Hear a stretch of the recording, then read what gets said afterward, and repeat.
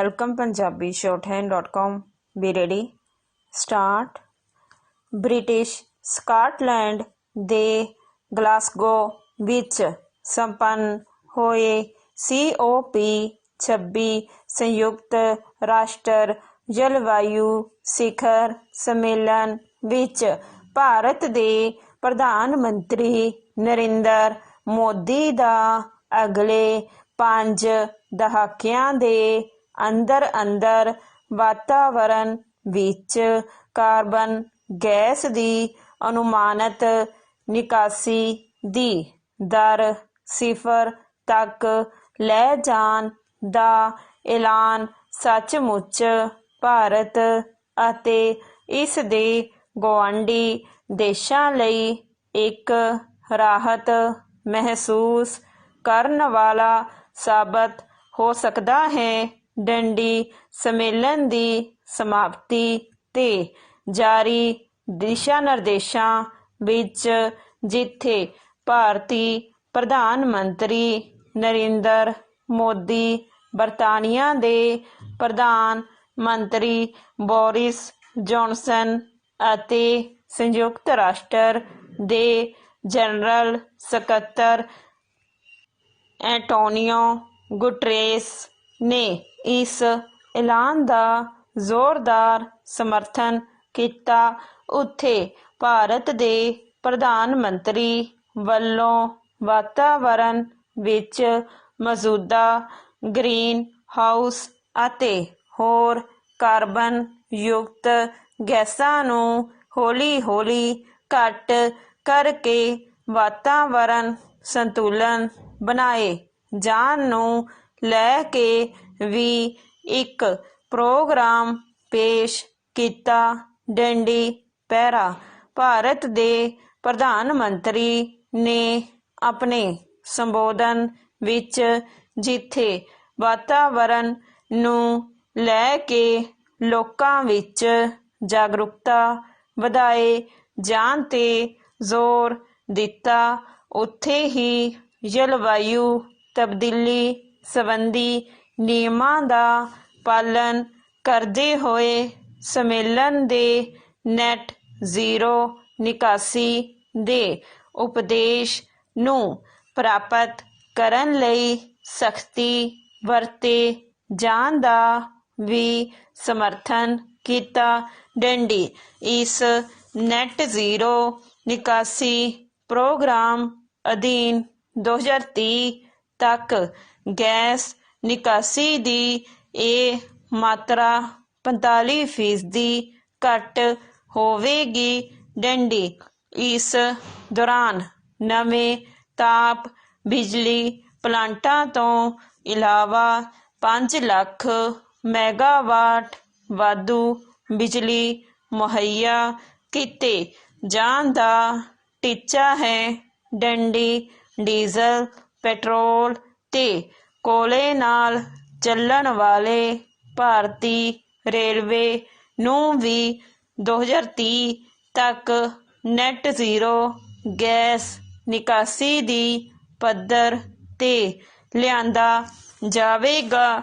ਡੰਡੀ ਪ੍ਰਧਾਨ ਮੰਤਰੀ ਮੋਦੀ ਦੇ ਇਸ ਐਲਾਨਨਾਮੇ ਨੂੰ ਇਸ ਸਿਖਰ ਸੰਮੇਲਨ ਦਾ ਇਤਿਹਾਸਿਕ ਦਸਤਾਵੇਜ਼ ਕਰਾਰ ਦਿੱਤਾ ਗਿਆ ਹੈ।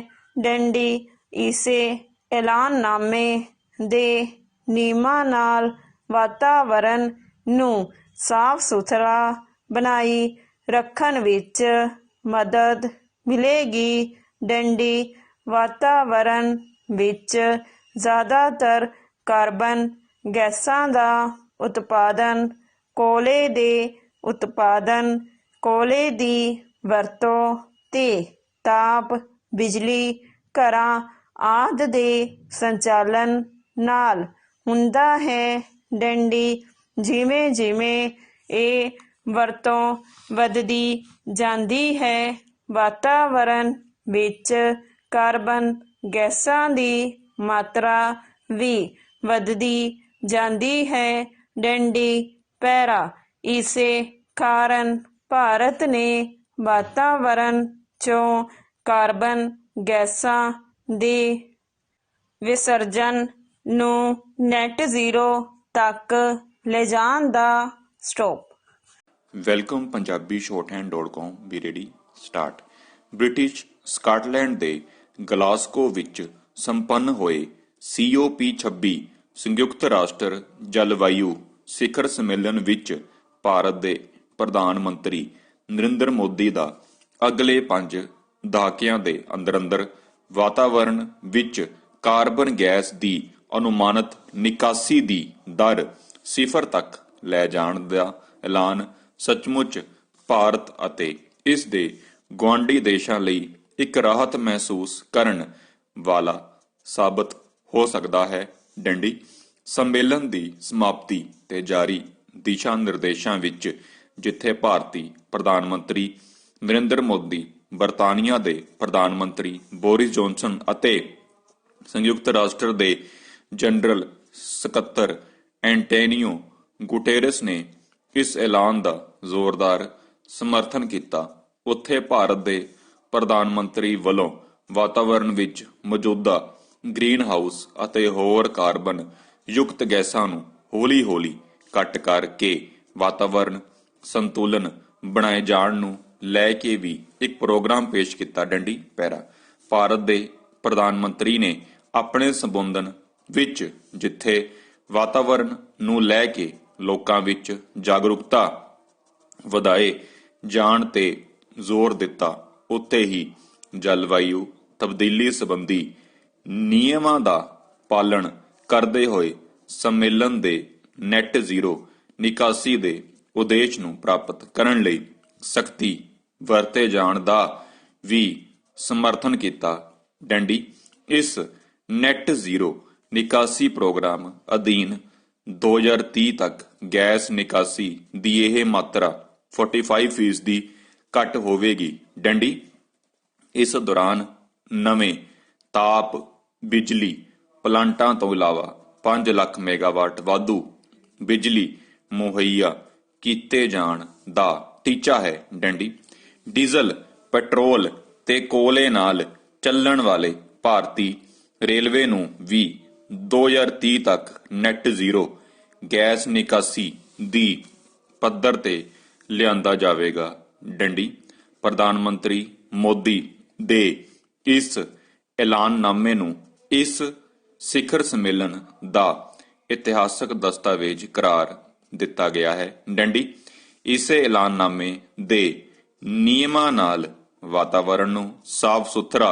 ਬਣਾਈ ਰੱਖਣ ਵਿੱਚ ਮਦਦ ਮਿਲੇਗੀ। ਡੰਡੀ ਵਾਤਾਵਰਣ ਵਿੱਚ ਜ਼ਿਆਦਾਤਰ ਕਾਰਬਨ ਗੈਸਾਂ ਦਾ ਉਤਪਾਦਨ ਕੋਲੇ ਦੇ ਉਤਪਾਦਨ, ਕੋਲੇ ਦੀ ਵਰਤੋਂ ਤੇ ਤਾਪ ਬਿਜਲੀ ਘਰਾਂ ਆਦਿ ਦੇ ਸੰਚਾਲਨ ਨਾਲ ਹੁੰਦਾ ਹੈ। ਡੰਡੀ ਜਿਵੇਂ ਜਿਵੇਂ ਇਹ ਵਰਤੋਂ ਵੱਧਦੀ ਜਾਂਦੀ ਹੈ, ਵਾਤਾਵਰਣ ਵਿੱਚ ਕਾਰਬਨ ਗੈਸਾਂ ਦੀ ਮਾਤਰਾ ਵੀ ਵੱਧਦੀ ਜਾਂਦੀ ਹੈ। ਡੰਡੀ ਪੈਰਾ ਇਸੇ ਕਾਰਨ ਭਾਰਤ ਨੇ ਵਾਤਾਵਰਣ 'ਚ ਕਾਰਬਨ ਗੈਸਾਂ ਦੇ ਵਿਸਰਜਨ ਨੂੰ ਨੈਟ ਜ਼ੀਰੋ ਤੱਕ ਲਿਜਾਣ ਦਾ ਨਾ ਸਿਰਫ ਮਜ਼ਬੂਤ ਸਮਰਥਨ ਕੀਤਾ ਹੈ, ਸਗੋਂ ਇਸ ਟੀਚੇ ਦੀ ਪ੍ਰਾਪਤੀ ਲਈ ਹਰ ਤਰ੍ਹਾਂ ਦੀ ਸਾਵਧਾਨੀ ਵਰਤਣ ਦਾ ਵੀ ਐਲਾਨ ਕੀਤਾ ਹੈ। ਡੰਡੀ ਇਸੇ ਲਈ ਭਾਰਤ ਵਿੱਚ ਪ੍ਰਦੂਸ਼ਣ ਫੈਲਾਉਣ ਵਾਲੀਆਂ ਸਾਰੀਆਂ ਊਰਜਾ ਸੰਸਥਾਵਾਂ ਤੇ ਸਖਤ ਰੋਕ ਲੱਗੇਗੀ ਅਤੇ ਕੋਲਾ ਉਤਪਾਦਨ ਅਤੇ ਕੋਲੇ ਨਾਲ ਜੁੜੇ ਉਦਯੋਗਾਂ ਪਲਾਂਟਾਂ ਨੂੰ ਹੌਲੀ-ਹੌਲੀ ਬੰਦ ਕੀਤਾ ਜਾਏਗਾ। ਡੰਡੀ ਇਸ ਲਈ ਬੇਸ਼ੱਕ ਵੱਡੀ ਰਾਸ਼ੀ ਖਰਚ ਹੋਣ ਦਾ ਅਨੁਮਾਨ ਹੈ, ਪਰ ਆਸ ਹੈ ਕਿ ਮਾਨਵਤਾ ਦੀ ਸਮੁੱਚੀ ਭਲਾਈ ਲਈ ਭਾਰਤ ਸਰਕਾਰ ਇਸ ਕੰਮ ਨੂੰ ਜ਼ਰੂਰ ਪੂਰਤੀ ਤੱਕ ਲੈ ਕੇ ਜਾਏਗੀ। ਡੰਡੀ ਇਸ ਕੰਮ ਲਈ ਸਾਰੇ ਵੱਡੇ ਦੇਸ਼ ਆਪਣੇ ਆਪਣੇ ਹਿੱਸੇ ਦਾ ਯੋਗਦਾਨ ਪਾਉਣ ਲਈ ਤਿਆਰ ਹੋਏ ਹਨ। ਡੰਡੀ ਕੱਚੇ ਤੇਲ ਦੀ ਵਰਤੋਂ ਤੇ ਵੀ ਰੋਕ ਲਗਾਏ ਜਾਣ ਦੀ ਪੂਰੀ ਸੰਭਾਵਨਾ ਹੈ, ਜਿਸ ਦਾ ਪ੍ਰਭਾਵ ਪੈਟਰੋਲ ਤੇ ਡੀਜ਼ਲ ਤੇ ਵੀ ਪਵੇਗਾ। ਡੰਡੀ ਪੈਟਰੋਲ, ਡੀਜ਼ਲ ਤੇ ਕੋਲੇ ਨਾਲ ਚੱਲਣ ਵਾਲੀਆਂ ਉਦਯੋਗਿਕ ਇਕਾਈਆਂ ਨੂੰ ਪੂਰੀ ਤਰ੍ਹਾਂ ਨਾਲ ਬੰਦ ਕਰਨ ਦੇ ਭਾਰਤ ਨੇ ਸਹਿਮਤੀ ਜਤਾਈ ਹੈ। ਡੰਡੀ ਬੇਸ਼ੱਕ ਪ੍ਰਧਾਨ ਮੰਤਰੀ